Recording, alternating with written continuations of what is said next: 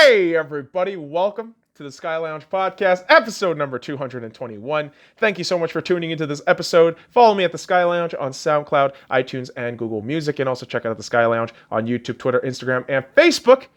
Without any further ado, let's get shit started with episode number 221, Drinking Champagne on a Banter Year. Arsenal wins 14th FA Cup final. I gotta remove the mic for this shit. Sweet Caroline, ba ba ba, fuck yeah, we won a fucking cup on a Banter Year. Yeah! Feels good. Feels good. Arsenal beat Chelsea 2-1. God damn it, it feels good. And you know what? Because I'm feeling so good, motherfuckers, I want to dissect this goddamn game with you. For our fall episode? Yeah, motherfuckers, I'm that hyped up right now. I am feeling so goddamn good about this fucking team that, generally speaking, gives me a fucking migraine. Yet, they pulled it again. They pulled it off again in the FA Cup final.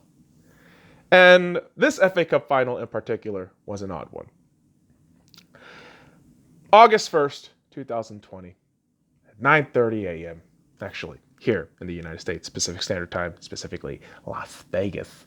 But you have a match set at Wembley Stadium, and Wembley Stadium being empty is kind of a haunting affair in my eyes, because you're so used to an FA Cup final being crowded in Wembley, damn near 70,000+ fucking people just crammed into the stadium, cheering on their club. And, you know, Kung Flu's got this world all fucked up. It does. But, you know, at the very minimum, football was alive. And the FA Cup final at least took place. So, that's a positive. That's always a fucking positive, kids. But what wasn't so positive for me, from a Chelsea perspective, has to be this lineup, which, fair play, you have the Champions League next week, but this is still a cup that you can win right now if you play well in 90 minutes or, if necessary, in extra time. Or, more necessary, penalties. But starting Caballero, I thought, okay, question mark. Kepa's not injured, but you put Caballero in the goal post. I wasn't a huge fan of that. If you're out to win now, why not start Kepa? But I guess from the Chelsea perspective, because you have a solid back three of Zuma, Rudiger, Azpilicueta, partnered alongside Kovacic, not a whole lot of worries. You also got Alonso, Jorginho, James, Mount, Giroud, and Pulisic all doing phenomenally, before the FA Cup final. So, yeah, I mean, why not go with that lineup? And I was concerned because anytime Giroud starts, he tends to break my fucking heart. And so comparing the Chelsea lineup to the Arsenal lineup, I thought, okay, this is still going to be a match. I mean, the Caballero goalkeeping nitpick aside, when you have an Arsenal lineup of Martinez, Luiz, Tierney, Holding, Bellerin, Maitland-Niles, Ceballos, Xhaka, Pepe, Lacazette, and your captain, Pierre-Emerick Aubameyang, I think it'll be okay. At least I thought so. I mean, although, to be really fair, in the back of my mind, I always had that fucking preparation ready for a possible Arsenal loss. Because I always have that mentality at the ready. Especially when shit goes wrong. And it looked to be such at the start of the first half. Yeah. 5 minutes into this match. 5 fucking minutes into this goddamn match. Chelsea scores. Chelsea scores off of Christian Pulisic. And, it's Chelsea just coming to the Arsenal backline in numbers. And Olivier Giroud was such a beautiful fucking back heel assist to Christian Pulisic, who fucking fires the trigger on that bad boy with his strong fucking legs. And, you look from the Arsenal side and you think, ooh, Granit Xhaka kind of whiffed on the ball there, and it's clearly a frustrating way to start if you're an Arsenal fan. Right, giving the ball up that easily inside the box. Olivier Giroud, cornered by 2 or 3 players inside the box, yet still gets a backheel assist going to Christian Pulisic. Frustrating. But Arsenal didn't really look all that downtrodden. They didn't look as their play was indicated. They didn't look as though they were going to take that shit and just give up, as I've seen them do so many fucking times. And really, I mean, it was a pretty even-Steven affair for quite some time after the goal and right before the Caprice on break, the first half. And you would think Mikel Arteta, who knows his players well at this point, is looking at the squad and saying, listen, guys, no need to fucking beat yourselves up. You still got a whole 70 plus fucking minutes to play. All right? So go out there and get yours. And something must have been fucking said, because Arsenal came out of that break ready to pounce on, and there was an almost goal by Nicolas Pepe. And this goal, if it stood, would have been immaculate. From outside the box, Caballero just misses it by that fucking much, top corner, but it's ruled offside because Maitland-Niles was a body offside when Pepe, was receiving the ball. And I think that's fair. I think that's totally fair. And despite the offside call, Arsenal still just aggressive, attacking with the ball. And because of that aggression and mentality, Arsenal is rewarded a penalty. Now, here's the thing with this penalty. Yes, Azpilicueta fouls Aubameyang inside the box because he knows if he just lets go of Aubameyang, it's an automatic goal. Whereas if you ruffle him up a little bit and, get on his ass, things could be a little bit different. But I think the referee gets this right. Clear and obvious penalty call where Aubameyang is tripped inside of the box, and it's Aubameyang who steps up to the fucking penalty box, and you see him eyeing Caballero, and you're just thinking, please just score this one. Please just score this. If you don't, this is going to be a fucking horrible rest of the game. And thankfully, Pierre-Emerick Aubameyang shows up in the 28th minute, scores the equalizer, and while Caballero goes this way, Aubameyang goes the other way, and it's 1-1. And, having that equalizer gives a sigh of relief for Arsenal, but you still need to chase this game. Chelsea doesn't just sit back. Chelsea will get at your shit. And really, for the rest of the first half, it was a pretty wily affair. I mean, you have Giroud getting kneed by David Luiz, which is some real next level ironic shit because Giroud was in Arsenal for a long time. David Luiz was in Chelsea for a long time. Now they got their fucking jersey switch, which is incredible shit. But man, oh man, it just became this good back and forth for the remainder of the first half. And unfortunately for Chelsea, a major injury hampers them to end the first half. It's Azpilicueta, who goes down with a non-contact hamstring pull and has to be stretchered off. And you get a feeling that Chelsea gets a little bit discombobulated after this thing. And, Arsenal is able to generate a fair bit of chances, but Chelsea's able to maintain the pressure. And your first half ends 1-1. And again, as an Arsenal fan, you are tempering your expectations, right? Because once you hype yourself up to this insane level, the disappointment will be that much more heartbreaking. So for me, it's just, okay, cool. It's an equalizer that we got pretty early on, relatively speaking, to the match. And Arsenal still has a full half to play. And so we'll see what the fuck Arsenal is able to bring out. And When the second half starts,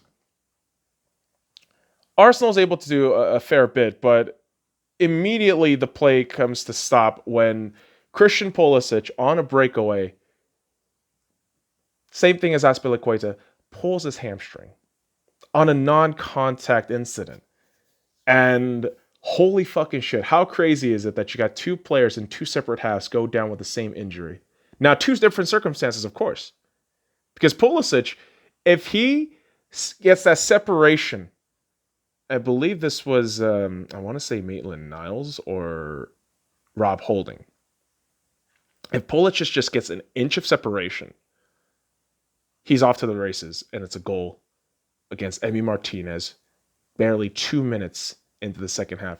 Yet this goes in the worst way possible for Chelsea, and Pulisic is helped off of the pitch. And for me, when I see that, I think, oh my God, Arsenal actually has a chance because the opposition's best offensive weapon just got injured and left the pitch not even 2 minutes into the second half. And so for a good while, this second half was kind of a lull affair, like just trying to measure each other out, the respective teams, and a lot of the play just fizzled out in the midfield. And I thought while Chelsea was able to generate chances, Arsenal was able to sit back and get, shit out of the way, which brilliant shit. I mean, I'm used to Arsenal just kind of fucking around and mucking up all the time. So for them to just be able to play this, lazy river checkers kind of shit in the front was interesting to watch. And really, the more interesting thing was when Hector Bellerin dribbles the ball from the halfway mark and you see something potentially happening. It becomes a 67th minute goal for Arsenal by Pierre-Emerick Aubameyang. And yes, it actually does start with Hector Bellerin, which, crazy enough, here's the thing. If football had hockey assists, so many Arsenal players would get recognition that they never fucking get. Like Hector Bellerin driving this ball up from the halfway mark to outside the box, where he is challenged by Christensen, and they both go down. You just think, holy shit, you just created an opportunity out of nothing, and the ball, thankfully, is rolled on to the feet of Pepe, who is able to deliver that ball to Pierre-Emerick Aubameyang, and Aubameyang just finessing himself in the box, just flipping himself around, a little bit of fucking Matrix shit, and gets one pass right over the head of Caballero. And Arsenal goes ahead 2-1. And I honestly have to tell you, I freaked the fuck out when that goal went in. I was screaming my fucking head off in the house. My puppies were fucking scared, but I didn't give a shit. I mean, I love my puppies, but when it comes to a final against a bitter rival and you just get a go-ahead goal when it's just been kind of a testy, cagey affair all around, you have to feel relieved. You have to feel great about yourself. And, Chelsea, I think they completely lost the plot with this next incident where, yes, yeah, you could look at the Hector Bellerin, clashing with Christensen as a bit of a interesting judgment call or non-call by, I believe the referee today was Anthony Taylor, but you can't lose your head over that shit. And I thought Kovacic getting a second yellow card in the 71st minute was maybe a collateral damage of that goal and the incident prior to that goal. But again, a very lazy and clumsy challenge by Kovacic on Granit Xhaka puts Chelsea down to 10 men. And that's where I started believing, oh my God, Arsenal can actually win this. Chelsea just shot themselves in the foot by getting a man sent off and a bit of a chaotic affair that one because you had the referee give out 3 separate yellow cards after that to Arsenal's Dani Ceballos, head coach Mikel Arteta, and Chelsea's Rudiger, which, crazy enough, yeah, Mikel Arteta is still a fucking baller. He gets yellow cards for getting involved in scuffles, which is fucking great. And while this optimism for Arsenal's kind of shooting in, you see the kind of opposite effect in Chelsea, where Lampard curiously takes off Olivier Giroud, who, I mean, maybe my bias is showing here, but I think Giroud was having a great game. You know, obviously the assist to Pulisic, but the way Giroud uses his physicality, his size, and his presence to get deep on the defense and just kind of pivot himself as a center man to spread the ball out. I thought he was doing an incredible job. But, man, Chelsea was really scrapping at the bottom there once Giroud was out. I felt that after Pulisic, I mean, Giroud being a pivotal offensive weapon, you're getting desperate.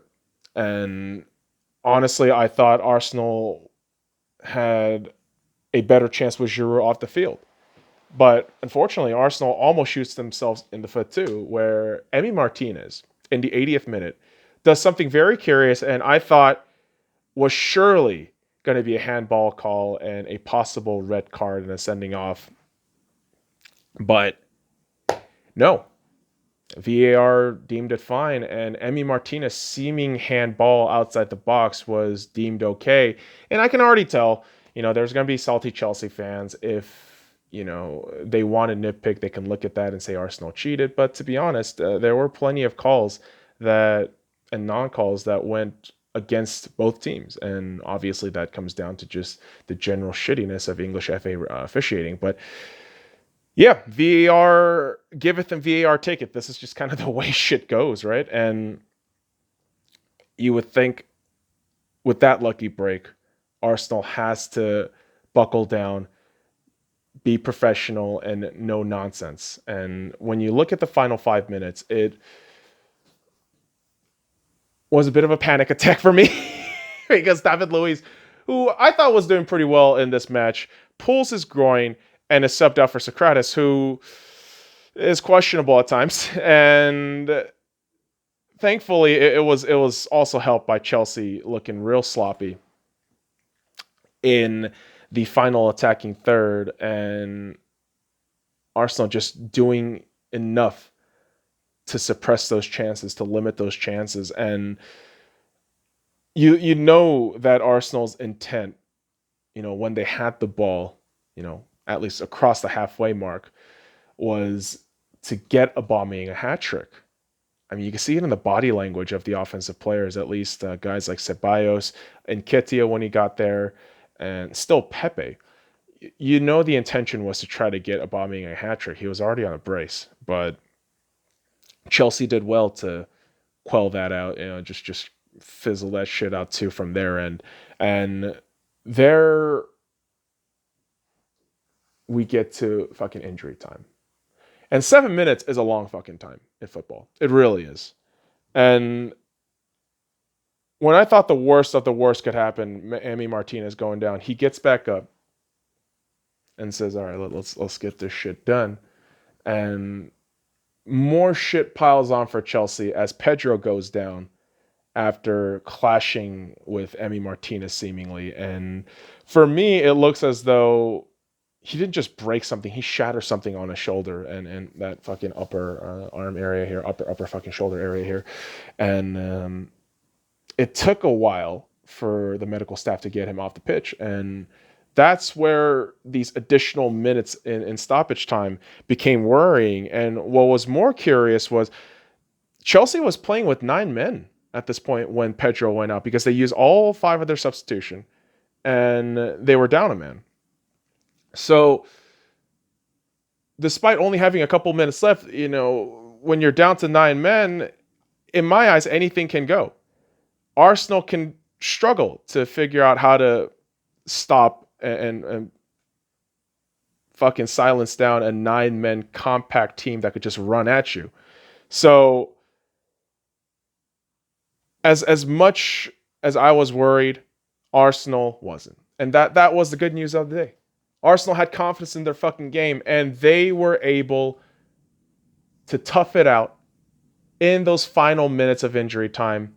And yes, boys and girls, Arsenal wins 2-1 against Chelsea at Wembley Stadium. And I was jumping up and down so goddamn much because it reminded me of the 2-1 win against Chelsea in the 2017 FA Cup final. And to think about that final and where we are at now with 2020, obviously Kung Flu, very different with the trophy presentation and all the context behind what's going on with Arsenal Football Club. But let's talk about the trophy presentation real quick. Nobody was handing out the medals, the winners' medals or the runner-up medals, because obviously no fucking contact, social distancing, all that shit. And so you have the players picking up the fucking winner's medal for themselves, which is a weird fucking optic. But you have the captain picking up the FA Cup, and fucking funny shit, Aubameyang actually breaks the bottom of the cup. But he lifts the cup up. He lifts the cup up, and you say to yourself, holy shit, Arsenal actually won the FA Cup final. Holy fuck. What a way to do it, because the future is very unclear. Although, with Arsenal, there is one clear future, and it's Ken Fryer leaving Arsenal Football Club after 70 years of service, serving as the managing director and secretary for Arsenal Football Club. And it is such a wonderful way for him to retire. You know, seeing Arsenal win their 14th FA Cup, I mean, most in history, and he has probably seen the different generations of Arsenal Football Club winning this historic trophy. And I'm glad he saw the tradition continue with our new manager, Mikel Arteta, who, by the way, he just won his first ever cup as a manager, and he's not even 9 months into the job. Now, the question is, can Arteta continue the positive and winning trend at Arsenal Football Club? Hopefully he does. And the real hope for me is that there is a strong communication between him and the board, you know, all those controlling the transfer aspect, the financial aspect. I hope there is clear-cut communication to help him out the best he can to build something in this Arsenal squad. And one of those things these, board members have to figure out now is our captain's contract, Pierre-Emerick Aubameyang's contract. It's a big piece of business, and it's a giant elephant in the room that's been, hampering Arsenal for a number of months. But think about this, man. We just won a cup. FA Cup, yes, but it's a cup. And it brings us back into the Europa League. Now, it's not the Champions League, but it is Europe. And the whole talk has to be from the board and Arteta's side that, listen, you could be the leader of this club. You have already broken insane levels of goal scoring records for this club that whatever you do at this point, I mean, you can only go up. I mean, granted, you could also go down, but with the structure and the players they got right now, at least with the young players they got right now, Aubameyang could be a phenomenal leader for the future. And so Arsenal's got to figure that shit out. And also on the front of the disgruntled players, you have to figure out what you're going to do with guys like Ozil and Guendouzi. Do you sell them? Do you loan them out? Do you package them for new players? Who the fuck knows? All of this shit has to be done before the start of the new season in September. And you got quite a bit of time and quite a bit of layoff after this FA Cup win. So Arsenal has a lot of things to do still. And, that will tell you, my feelings about Arsenal. Listen, I mean, I am very vocal and adamant about my cynicism towards Arsenal and how generally I'm very pessimistic when it comes to my fandom with Arsenal. But, on a day like today, I can't help but be happy. I can't help it. But it's honestly one of the worst fucking years for Arsenal Football Club. I mean, they haven't finished this slow in the league at 8th place since 1995, where they finished at 12th. And, considering this banter year and somehow making it in to Europa via an FA Cup final win is just unbelievable. And Arsenal are now competition record holders with 14 FA Cups. It's a great fucking feeling, man. It's a great fucking feeling. And you hope Arsenal can keep this energy moving forward. And maybe, just maybe, good things are to come. And ultimately, kids, Arsenal 2, Chelsea 1. Arsenal lifts their 14th FA Cup. Come on, you Gunners! And on the next episode of the Sky Lounge, I have no idea. I'm on cloud 9 right now. I honestly don't really fucking care. I am just ecstatic that this club won, and just gonna enjoy the day. All right, motherfuckers. I appreciate you dropping by this episode. Follow me at the Sky Lounge on SoundCloud, iTunes, and Google Music, and also check out the Sky Lounge on YouTube, Twitter, Instagram, and Facebook. And until next time, fuck off.